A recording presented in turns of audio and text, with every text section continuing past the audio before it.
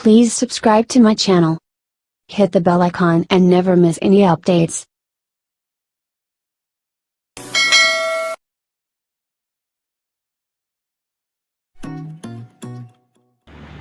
Hi friends, Assalamu alaikum. Welcome back to my channel, Sumi's Home Chef. இன்றைக்கி நாம் பார்க்க போகிற ரெசிபி இந்த லாக்டவுன் டைமில் செய்கிறதுக்கு ஏற்றது மாதிரியான ஒரு சிம்பிள் பொட்டேட்டோ ரெசிபி தான். அதுதான் சில்லி பொட்டேட்டோ. இது எல்லாருக்கும் ரொம்பவே பிடித்தமான ஒரு சைடிஷ் அப்படின்னு கூட சொல்லலாம். இப்போ வாங்க இது எப்படி செய்கிறதுன்னு பார்க்கலாம். இப்போ நான் இதை வெறும் 2 உருளைக்கிழங்கு வச்சு தான் செஞ்சு காமிக்க போகிறேன். ஸோ ஃபஸ்ட்டு இதை ஸ்கின்னை ஃபுல்லாக கம்ப்ளீட்டாக ரிமூவ் பண்ணி எடுத்துக்கலாம்.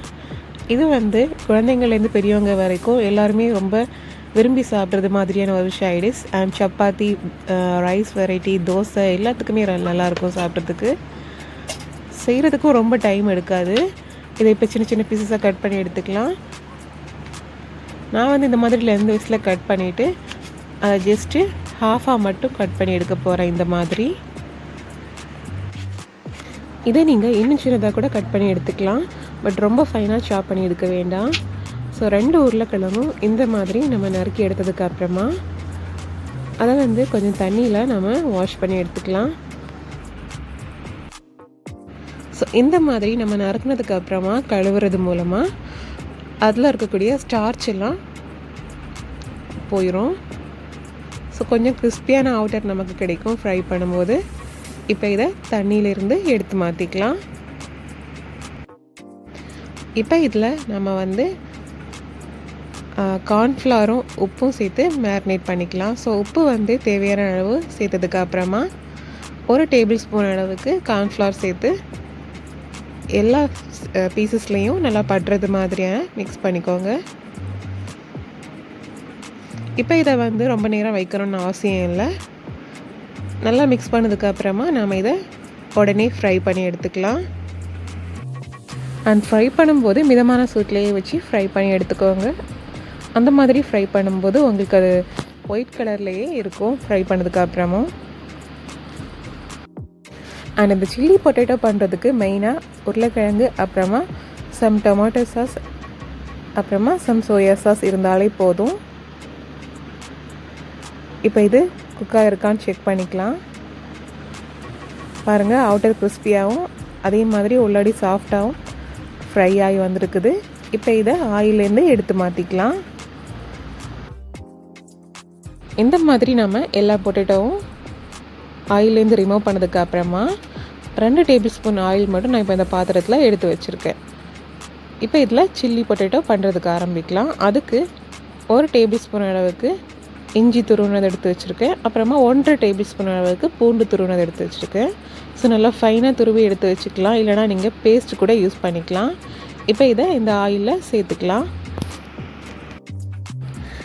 அண்ட் இப்போ இந்த ஆயிலில் இந்த இஞ்சி பூண்டோட ராஸ்மெல் போகிறது வரைக்கும் லோ ஃப்ளேமில் வச்சு கொஞ்சம் நேரம் வதக்குனதுக்கு அப்புறமா ஒரு மீடியம் சைஸ் ஆனியனை இந்த மாதிரி ஃபைனாக சாப் பண்ணி அதையும் நாம் இதில் சேர்த்துக்கலாம். இப்போ நாம் சேர்த்துருக்க இந்த ஆனியன் கொஞ்சம் டிரான்ஸ்பரண்ட் ஆகிறது வரைக்கும் நாம் இந்த ஆயிலில் வதக்கிக்கலாம்.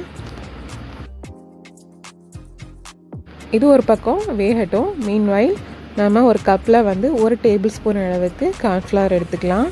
அதில் ஒரு 2 இல்லைனா 3 டேபிள் ஸ்பூன் அளவுக்கு தண்ணி எடுத்து நல்லா மிக்ஸ் பண்ணி கம்ப்ளீட்டாக நல்லா கலந்து விட்டு எடுத்து வச்சுக்கலாம் ஒரு ஓரமாக.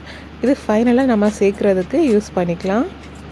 இப்போ பாருங்கள், ஆனியன் ஓரளவுக்கு நல்லா குக்காகி வந்துருக்குல்ல. இதில் 1 டீஸ்பூன் அளவுக்கு சுகரும் தேவையான அளவுக்கு உப்பும் சேர்த்து நாம் மிக்ஸ் பண்ணி எடுத்துக்கலாம்.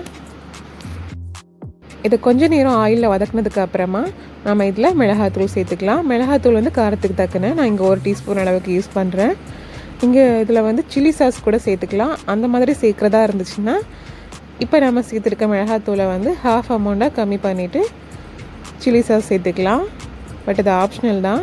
அண்ட் இப்போ டொமேட்டோ சாஸ் சேர்க்கலாம். டொமேட்டோ சாஸ் நான் இதில் 2 உருளைக்கிழங்குக்கு 1 டேபிள் ஸ்பூன் அளவுக்கு சேர்க்குறேன்.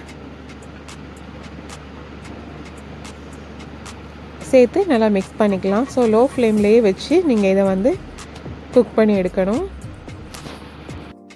அடுத்ததாக இதில் 1 டேபிள் ஸ்பூன் அளவுக்கு சோயா சாஸ் சேர்த்துக்கலாம். இதையும் இப்போ நல்லா மிக்ஸ் பண்ணிக்கலாம். ஸோ கம்ப்ளீட்டாக சாஸஸ்லாம் நல்லா மிக்ஸ் ஆனதுக்கப்புறமா நாம் இதில் ஃப்ரை பண்ணி வச்சுருக்கக்கூடிய உருளைக்கிழங்கை சேர்த்துக்கலாம்.